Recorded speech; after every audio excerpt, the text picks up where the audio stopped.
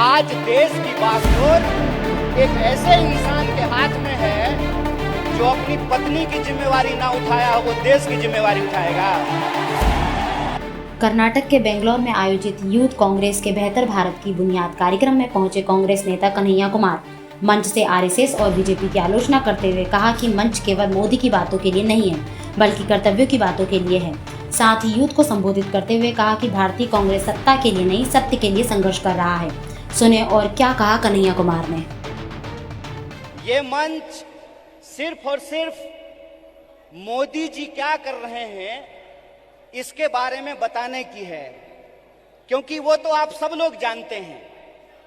वो आप सब लोग इसलिए जानते हैं कि इस विपरीत परिस्थिति में भी वह पथ क्या, पथिक कुशलता क्या, जिस पथ में बिखरे सूल न हो, नाविक की धैर्य परीक्षा क्या, जब धाराएं प्रतिकूल न हो।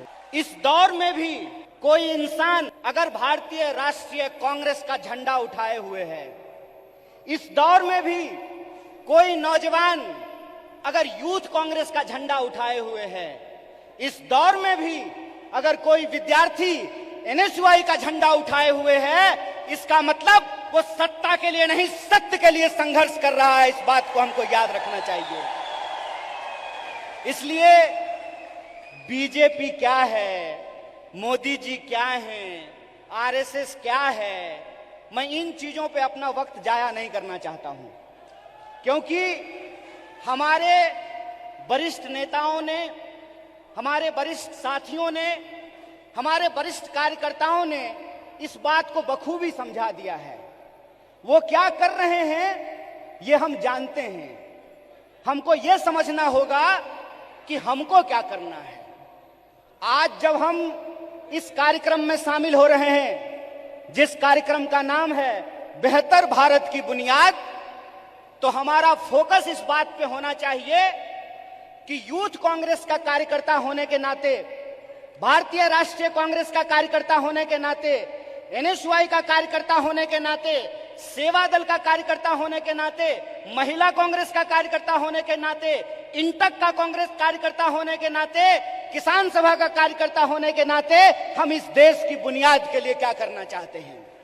इसीलिए आपको अपनी जिम्मेवारी समझनी पड़ेगी। कितना गंभीर दायित्व आपके कंधे पे है, इस बात को आपको समझना पड़ेगा।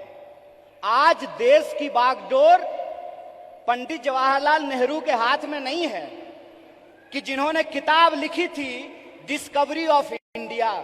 आज देश की बागडोर डॉक्टर बाबा साहब भीमराव अंबेडकर के हाथ में नहीं है। आज देश की बागडोर 23 साल की उम्र में हंसते हंसते फांसी के फंदे पे झूल जाने वाले शहीद आजम भगत सिंह के हाथ में नहीं है।